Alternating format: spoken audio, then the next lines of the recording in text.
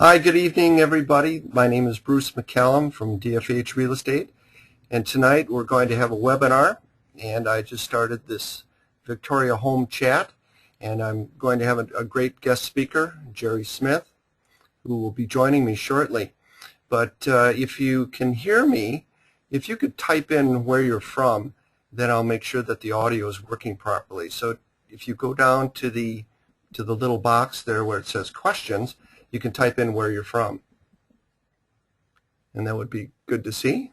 I think most people tonight are from Victoria. And I'll just wait a minute until I get some responses here. Yeah, we've got Victoria. Okay, that's great. Well, thanks for joining us tonight. Tonight we're going to be speaking with Jerry Smith and myself and chatting, and it was a couple weeks ago that I came up with the idea of Victoria Home Chat. I found that the social media these days you can find a lot about real estate, a lot of information, good information, but it takes a bit of searching. So I thought that creating a site like this would be very, very handy, where somebody could go to on a Thursday evening and get a live presentation, very interactive, that can help home buyers and home sellers. Lots of interaction and information sharing, and with live Q&A as well. And I plan to do this on a weekly basis, Thursdays at 8 p.m., and on a wide variety of topics.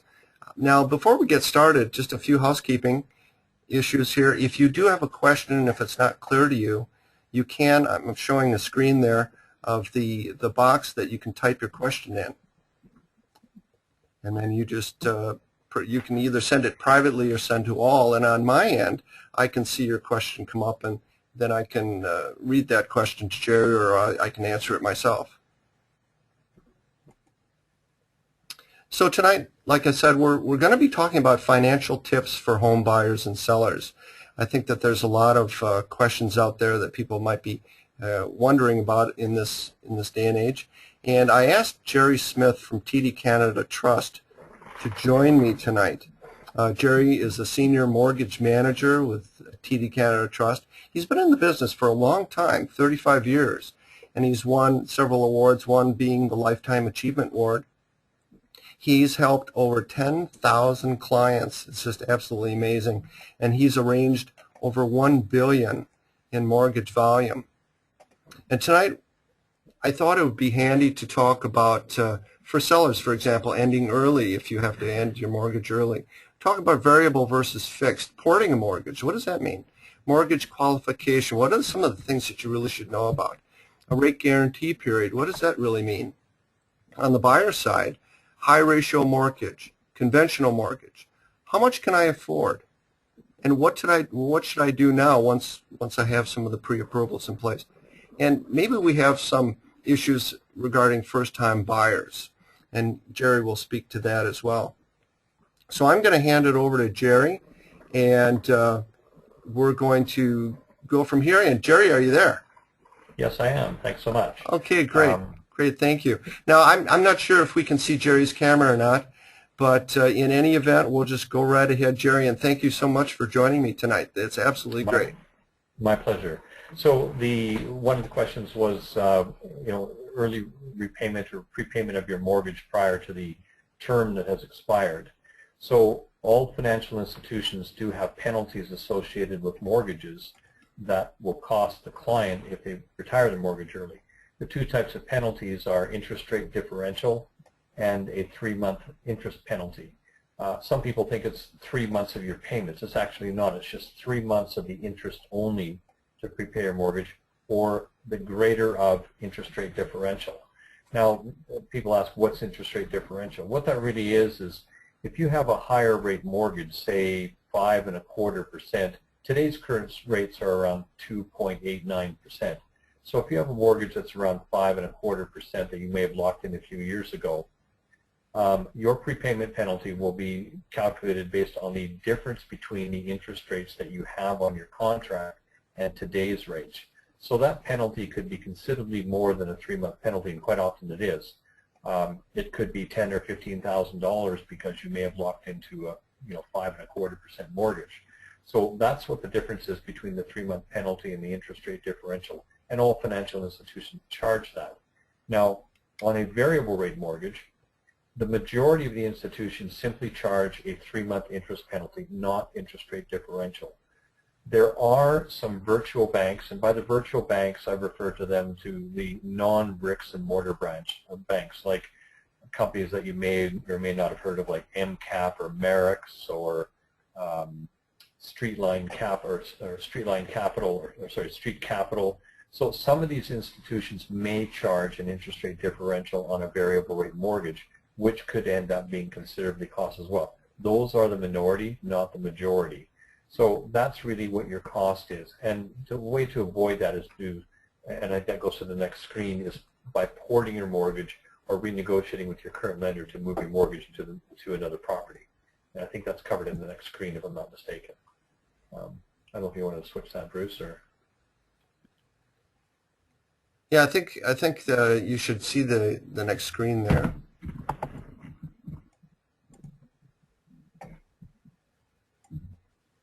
Right now, I'm showing a screen variable versus fixed, Jerry. Right. So that may be covered. They may be about to sequence a bit.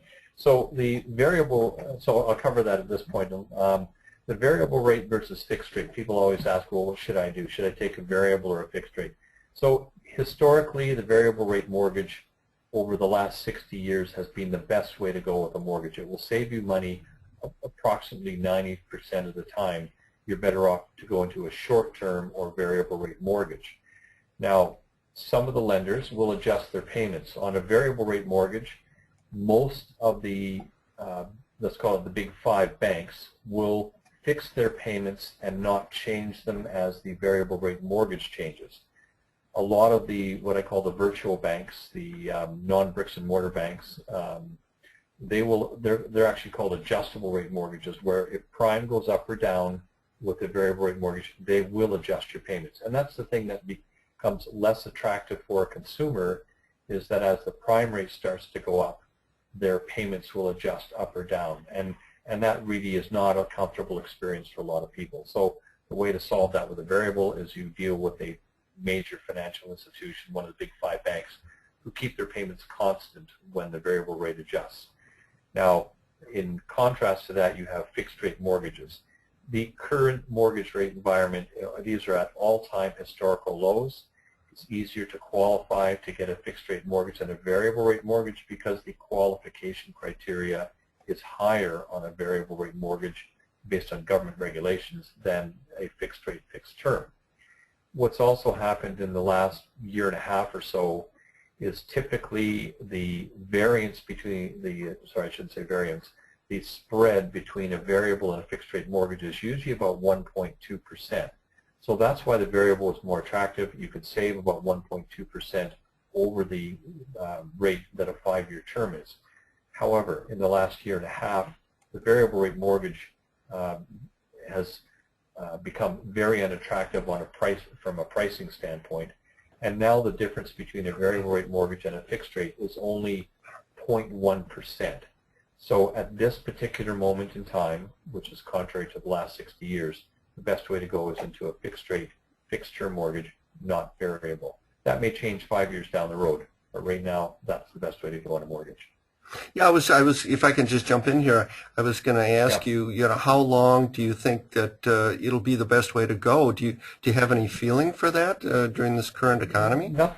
Nothing that we've seen. The variable rate mortgages are the yields are based on what they call the London overnight borrowing rates. So those rates, because of what's going on over in Europe, they become very unattractive. The rates have gone up. So until, I guess, Europe settles down and their economies settle down and they get organized over there, this variable rate mortgage is going to stay priced relatively high compared to the 5-year fixed. And I don't see that changing probably for the next year or two, depending on how Europe, how soon they fix up their financial problems over there. Okay, that sounds great. Okay, so here's, I think I advanced the next slide there. Porting a mortgage? There we go. Yeah, porting. So that relates back to the penalties that I referred to in the screen before last. Is because you have prepayment penalties that may apply to your mortgage being a closed mortgage or even a variable, where the penalty could be 3 months interest or interest rate differential. Most institutions don't want to lose your business for sure. So you can, if you sell your property and are paying off your mortgage, usually the institution will charge you the penalty up front, but then they will give you 90 or 120 days after you've paid out your mortgage to port it to a new property. They'll provide you with new mortgage funds at the rates in effect at that time. They may blend it with your existing mortgage. They may give you a first and a second. So they're looking to retain your business. They're not in the business of wanting to charge a penalty. They're wanting to keep the client long term. So they'll work with you as much as they can within that 90 or 120 day period to port or transfer your mortgage to a new property. And so it's a very attractive tool to try and stay with the institution you're with. And just unless you're not comfortable with that institution anymore, or they didn't treat your property, or whatever the case may be. Yeah. Yeah. Well, I think if I can just jump in here, I think it also, and you can touch upon this. I think rates are important, of course, but it's a service too, right? I mean, you really establish a close relationship with whoever you're dealing with, and I would assume it's in your best interest to continue that relationship. It definitely is. I mean, the bank has worked hard, or whatever financial institution has worked hard to get your mortgage in the first place. They do want to keep you. They don't want to see you walking down the street. They will work with you as much as they can. What used to occur is people say, well, why can't the bank waive some of my penalty? I'm taking out a larger mortgage with them, so they should give me a break on the penalty, or give me a break on the rate. The problem nowadays is that banks don't own the mortgages anymore. What happens is the banks gather up a bunch of mortgages and then they sell them off to a pension fund. So when they sell a bunch of mortgages, $500 million or whatever, to a pension fund, they say, well, we'll sell you these mortgages and you're guaranteed a yield of X dollars on this portfolio. So when somebody wants to do something or change it or break the mortgage, they're not dealing with the bank. The pension fund is saying, we want our yield. You're breaking the mortgage, you're breaking the contract, therefore we want our yield because that's what you promised us. So it isn't any longer the bank's purview to say, well, we can make a deal with the client and waive some of the penalty. And that's what some people maybe don't understand nowadays, is that it isn't the bank's money anymore, it's the pension fund's money. And if you have a pension fund or a company that you work with has a pension fund, they may hold mortgages in their pension fund, and that can affect what you get. So that's why it doesn't seem fair, but that's why you can't get a deal on the penalty anymore. Right. Yeah. Okay. So let's advance to the next slide here. Yep. All righty. Sometimes this takes a little, oh, there we go. Okay, mortgage qualification.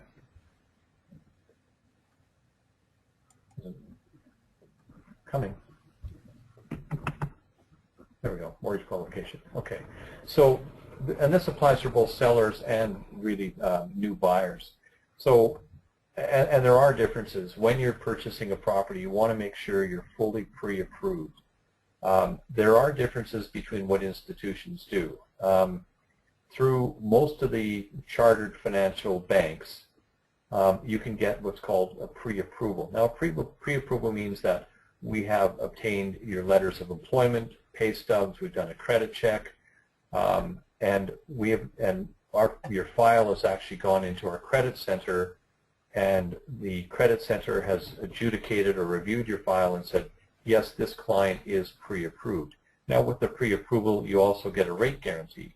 That rate guarantee, depending on the institution, may be 90 or 120 days, but you know that, one, you're pre-approved, and two, that you have a rate guarantee that covers you for a certain period of time.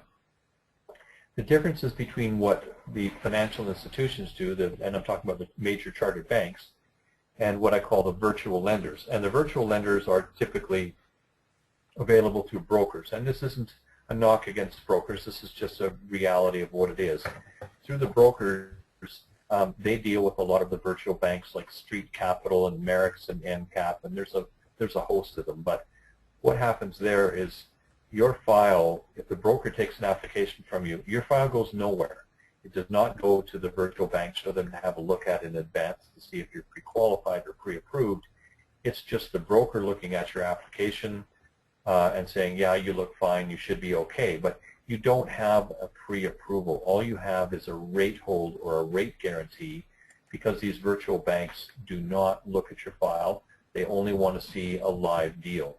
So the quality of your pre-approval through a broker is only as good as the quality of the broker. And there's some excellent brokers out there.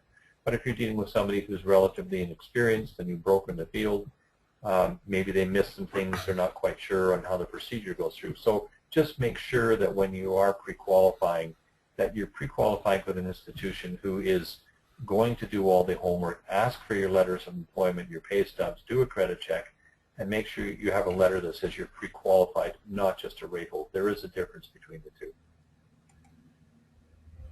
Oops, did I hit that?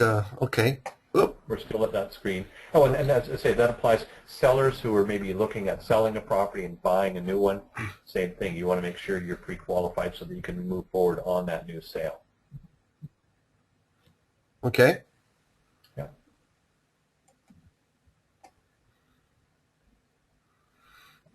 I'm not sure next screen there is. Yeah, there we go. Rate guarantee period. Now this is for buyers and sellers, I believe, Correct. Isn't it, Jerry? Yeah, it is for buyers and sellers. So rate guarantee period, resales of existing homes or sales of new condos. So whether you're a buyer or a seller, and as a seller you're going to sell your property and buy a new one, and you haven't found what you want to buy, or a new purchaser wanting to pre-qualify, and this goes back to the pre-qualification screen. The lenders will usually guarantee a rate for 90 to 120 days on what we call a resale or a sale of an existing home or a purchase of an existing home. The rate guarantee period will depend on who the lender is. Some of them are 90, some of them are 120 days, and say we can, and if the rate declines, so during your rate guarantee period, if there is a decline in the interest rates, we can rebook your rate and start a new 120-day clock from when we rebooked your rate. So it's a win-win for the client that you're protected in case rates go up. If they hold, you're covered, but if they decline, we can rebook and go out another 120 days. So that allows you to move forward with a purchase knowing that we've got a rate secure, we're not going to have any surprises. If I can just jump in here, Jerry, yeah. One thing that I've noticed dealing with my clients is clients really appreciate being able to go to the professionals, go to a team of professionals that will handle this to reduce the stress. And that's what I'm hearing here. You're saying purchase with confidence. And I think that's so important to know that the team that you have behind you is going to do their utmost so you can go ahead with that purchase or sale. Right. And I agree. And I do look at it as a team. The team is the realtor, the mortgage person, and the client. We're all a team. We're trying to get somewhere. We're trying, the realtor is trying to help. The mortgage person is trying to help. The client's trying to help. We're all trying to get from A to B. And how do we get there with the least amount of anxiety and make it a comfortable experience? And these are the steps that you do to get there. Now, on the right-hand side of the screen, we have comments around sales of new homes and condos. Now, somebody says, well, I'm buying a single-family dwelling and it's new construction. It won't be finished for like 8 or 9 months. Well, now we have a program that we can hold rates up to 12 months on single-family dwellings and up to 24 months on new construction of a new condo building. Now, what happens there is, for example, our current 5-year rate today is around 2.89%, and we can hold that for 120 days. Well, if you were buying a condo that's not closing for 2 years, we can't guarantee 2.89% for 24 months out because the bank pays a hedging fee to reserve money. So what would probably happen in that case is you may get a rate commitment at 4.5% on the 5-year term that says we will protect you, that you will never pay more than, say, 4.5%. So if rates go to 6 or 7%, you are guaranteed, say, 4.5%. Now, as we get closer to the completion of the construction, and you're within 6 months or 120 days of completion, if the rates haven't gone up, we can also rebook your rate. So it's a win-win for clients because your upper range is protected if there's any big rate jumps over the next few years, but you can improve your rate. So if the rates don't move or they stay stable, we can rebook and give you a better rate as we get closer towards the completion date of the purchase. For the buyer who's considering something that isn't complete, does the bank require any formal plans? For example, would they have to look at the prints, the blueprints, any of the plans, any of the permits? Yes. If it's a single-family dwelling, we would need, up to 12 months on a single-family dwelling construction. We'd need construction plans, cost estimate. It depends on whether they're building construction for themselves or whether they're buying in a project. There's numerous projects around town. I mean, there's West Hills, there's Summit, there's Hazelwood. I mean, there's numerous ones where they're building new single-family dwellings that may take 6 or 8 months to build. Right. In those situations, we don't need plans and cost estimates because it's a purchase and they're offering a predetermined product. So it's easy for us to work on those. The other thing with these sales of new homes and condos is once we've approved your transaction, if it's 6 or 8 months out, the client is approved. They don't have to requalify. Whereas with a lot of, and I'll go back to what I call the virtual banks. The virtual banks only can hold a rate for 90 or 120 days. They do not have offerings available for 12 months or 24 months. So if you go to a virtual bank, you have to requalify every 90 or 120 days if the rates change. With us, when we approve you as a borrower on a 12-month or 24-month completion, you're approved, period. You don't have to requalify. We don't recheck credit. We don't recheck employment. You're approved, and you know that your sale is going to complete 12 or 24 months down the road without having to redo anything. Right. It gets back to that purchase with confidence. That's what I love. Absolutely. Absolutely. Yeah. Great. Okay, here's a high ratio conventional mortgage. So there's two types of mortgage products that the financial institutions can offer. One is known as a high ratio mortgage. The federal government requires that all financial institutions insure a mortgage when your down payment is less than 20%. The insurance companies, there are two of them. One's called Canada Mortgage and Housing Corporation. The other one is called Genworth Mortgage Insurance, which is a private insurance carrier. And so, your down payment is less than 20%. You don't require any more of a down payment. The minimum down payment is only 5%. There's some misconception with the government changes and regulations over the last year or two that you needed 10 or 15% down, and that's not the case. You can still purchase with a minimum 5% down up to $1 million on a property with an amortization of 25 years. And what they have required is that if you take a term of 5 years on the mortgage, you can qualify at what they call the discounted interest rate, which today is 2.89% on a 5-year fixed. If you said, well, I actually really want a 3-year term, well, then you'd have to qualify at 5.14%. The qualification level is considerably higher. So to maximize your purchasing power, you take a 5-year term because it's the easiest to qualify, does maximize your buying power for a purchaser. On the other side of the coin is what's known as a conventional mortgage. In that case, your down payment is 20% or more. And the down payment can be from various sources. It can be from your own funds and or gift from relatives. So it can be from a couple of different sources. With the conventional mortgage, we can amortize up to 30 years. And same, because of the interest rates right now and the spread between variable and closed fixed mortgage, the 5-year term is the best term at this point. Don't go variable because the spread is not attractive enough to go variable. And the variable rate mortgage is going to go up over the next couple of years. So 5-year term is the most practical at this point. Is that why we're seeing, at least I'm going around town and I'm seeing lots of advertising for 5-year terms?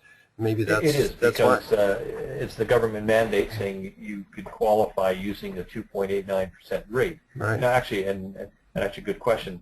The 2.89% rate on a 5-year term, if the client said, well, I'd like to have a 3-year term instead of a variable, well, the difference in qualification there's about a $50,000 difference on what a client can qualify for based on the 5.14% rate compared to the 2.89% rate. So it just makes sense to take the 5-year because they can qualify for more and maximize their buying power.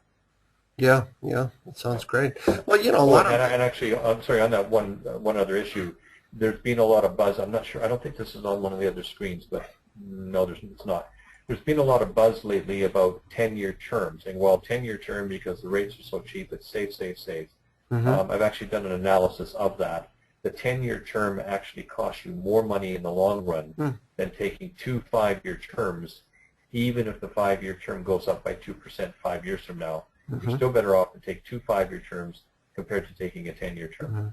You know, that would be very handy to have if you've done an analysis. We can't do that right now, but maybe at the end of the show, we'll show your email address, and if the viewers want to get a copy of that, can you send that out to them?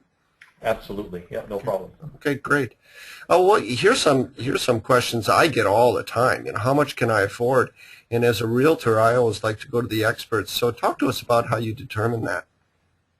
So these are very quick guidelines. I mean, it obviously needs some refinement depending on each person's situation because everybody's situation is different. But this is a rule of thumb that I've used for many years, and it's really quite simple. If you have family income of $80,000 a year, at these interest rates, you can qualify for a mortgage of about 6 times your income, which is $480,000. And as a conventional mortgage with 20% down, that means you could purchase a property for $600,000 with $120,000 down, 20%, and qualify for a mortgage of $480,000 on a 30-year amortization. So actually a fair amount of buying power for, you know, a family or a young couple making $80,000 a year. You can actually really get into something, you know, quite attractive.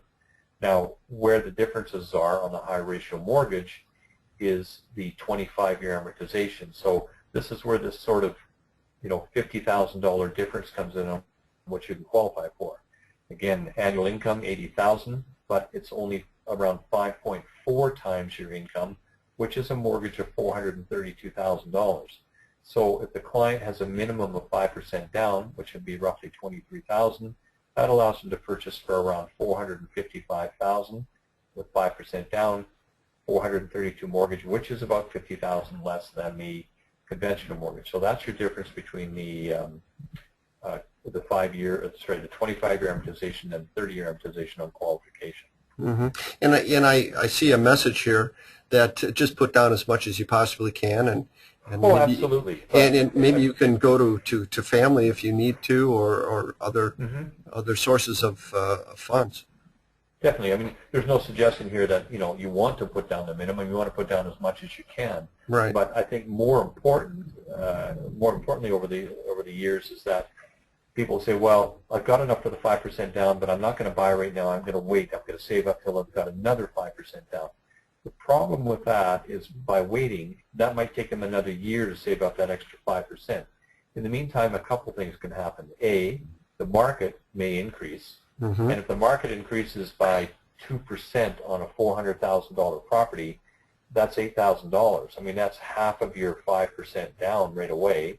And a year from now, the rates are up. So two things can happen. One is the market value of the property may have increased and rates have increased. So by waiting that extra year to purchase, you may have just cost yourself more money. And I've seen that over the years. I mean, I think, you know, if you can pre-qualify for the maximum you can qualify for, you don't have to spend it, but it does mean that if the right opportunity comes up, it's there, it's available, you can do something about it. And I wouldn't worry as much about trying to come up with 10% compared to 5% because there isn't a significant difference because rates are so cheap. That extra $20,000 for a down payment is only going to change your payments by about $96 a month. So it's not a significant difference, and if you have to wait for a year to do it, I wouldn't do it. I would look at trying to get in sooner rather than later, especially if you're looking to purchase for the long term. Let's move on to, you know, a buyer. What do I need to do? And talk just a little bit about income and down payment. So buyers, and this relates to both, you know, sellers who are rebuying or new purchasers. And the best way to do this is make sure you're prepared. Get a letter of employment confirming your income and employment position with your current job, copies of recent pay stubs. If you're self-employed, make sure you've got your notice of assessments from Revenue Canada for the last couple of years to show that you filed and paid your income taxes and what income that you filed on. If someone's self-employed, they might say, well, I make $80,000 a year, but that might be your gross sales, and then you have expenses off your sales. So by the time you take your expenses off of your gross sales, maybe your income isn't 80, maybe it's only showing 60 on what's called line 150 of your tax return. And that's what the financial institutions look at for income, is what's on line 150 of your tax return. Now, self-employed, we can make some adjustments to self-employed income to broach your income up a little bit to help qualify, but it really comes down to self-employed, show us your notice assessments from Revenue Canada, show us your T1 general tax returns so that we can give you better advice on what you can qualify for. Mm-hmm. And then you need to prove to the financial institution that you have the down payment. And I'll use TD one example. TD Bank only requires a 30-day history of your bank account showing that you have the money for the down payment. A lot of the virtual banks, the MCAPs, the Merixes, and not First Line any longer, they're gone, but the virtual banks, they want a 90-day history. So just make sure you've got those statements that you can prove where the money's coming from, investment statements, RSP statements. If you're getting a gift from family, that's fine. We get a gift letter signed by you, signed by the giftor parents or uncle or brother, sister, whichever. But what we also need is proof of where the gift funds came from. Not only do we need to see the gift funds going into your account, but we need to see where the money came from. So if it's coming from, let's say it's coming from a father, and he has money in his bank account, we need a printout of his bank account showing the money to match the gift letter. And these are all government requirements nowadays that they want to basically show me the money. You've got money, great. Where did it come from? Mm-hmm. It's no longer just a matter of like, it's in my account and I've got it. So again, be prepared, and then your deal will go more smoothly. Okay. Okay, great. Talk to us just a little bit about bridge loans and interim financing. So bridge loans are when you have, and this pertains more to sellers than anything else. So a seller has sold their house, and maybe it's completing on June the 1st, and they want to buy another property. They're being pre-qualified for a mortgage, and they don't get their money till June 1st, and they found a property that they really, really want. And the dates don't coincide. They want to take possession maybe May 15th, and they don't get money from the sale of their home until June 1st. So we can provide what's called a bridge loan. We bridge the equity out of the sale of your home to complete the purchase of the new home, so that you can take possession 15 days early to do some redecorating, painting, or you just might want to take some extra time to move in. So it's a very simple process. There's no legal fees. There's no appraisal fees. We just take an assignment of the sales proceeds from the seller's lawyer, and we give them a demand loan to cover the 2-week period where the dates don't coincide. And there's really no qualification for that. If we're doing a new mortgage for you on the new property, we'll do the bridge loan for you, and it's as simple as that. Okay. The other situation is what's called interim financing, and the difference there, and I run across this probably a dozen times a year, where a potential purchaser says, well, I've been looking for a house for a year and a half, but we haven't sold our house yet, and we've made offers on 3 or 4 homes subject to the sale of our home, and they haven't gone together. So this requires someone to qualify. So they have to have the income and capacity to carry the mortgage. So maybe somebody has a house that's worth, let's say, $500,000, and they're trying to buy a $700,000 home, and they don't want to lose it because they've tried to buy it 2 or 3 times, and no one will accept an offer subject to the sale. So maybe their house is clear title, or they have substantial equity. So we refinance their existing residence using a secured line of credit mortgage. We take equity out of their existing home, and then they use that for the down payment on the new purchase, and we provide them with a home equity line of credit mortgage on the new purchase so that they can acquire the new home without having sold their existing home in advance. But they require the income and the capacity to carry effectively $700,000 worth of financing. And then once they've sold their home, they pay off the interim financing, because we do register mortgages in those cases because they haven't sold their home. So we do register a line of credit mortgage, and when they sell the property, they can pay off the line of credit mortgage with no penalty and carry forward with the new property. Great tool to do that, but it does require the income qualification. Yeah. Well, there's so much more we can talk about. You and I were chatting just the other day, and you came out with a statement, no question is a stupid question when it comes to real estate. And I agree. I mean, every situation is different. And so we could go on and on, but we just don't have the time tonight. So let's open it up to Q&A. And I've got one question that came in, and it says here, can I use income from a suite to qualify? And then a follow-up to that question is, does it have to be a legal suite? So maybe you can address that a little bit. Okay, so if there's an existing suite in the house, and it's a high ratio mortgage, which means your down payment can be as low as 5%, the private insurer called Genworth will use income from the suite to help qualify for the mortgage. Now, what they do with that is there is a restriction in that they will only use 50% of the rental. They will take 50% of that rental income and add it to your income to assist with qualification. What will that do for you? Typically, that will add about $40,000 more to what you can actually qualify for on paper. Now, you as the buyer, how does that work for you personally? It works great, because if the suite's renting for $850 a month, you've just reduced your mortgage payment by $850 a month. But the insurance company will only use half of that, so it'll increase.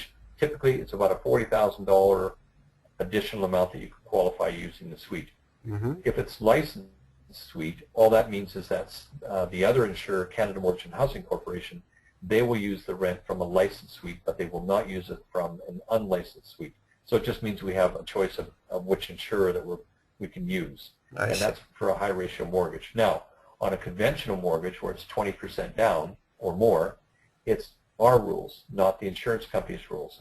So in that situation, we may use up to 100% of the suite to assist with qualification. So that can make a substantial difference on what somebody can borrow.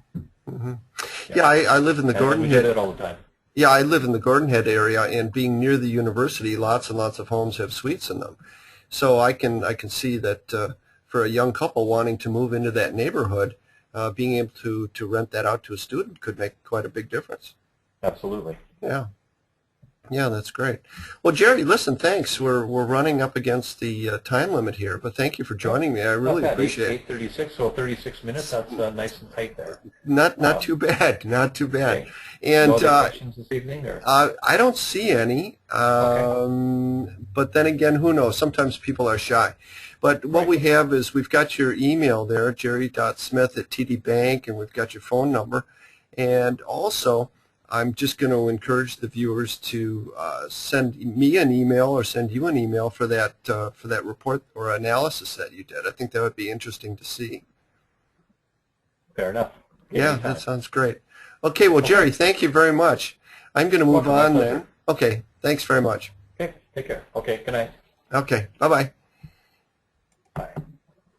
The next program for Victoria Home Chat will be on April 25th at 8 o'clock, and we're going to have a great show talking about the legal basics of real estate transactions. I think there's a lot of misconceptions when it comes to contracts and such, and we're going to try to make it easier for you to understand. So that's April 25th next week at 8 p.m. If you want to register ahead of time, you can. Just go to victoriahomechat.com. and you can register that way. And if you have any other questions, you can contact me at b.mccallum@dfh.ca. Also, just if you want to know that we're going to have recordings available for this broadcast and also for future broadcasts as well. So thanks again for watching.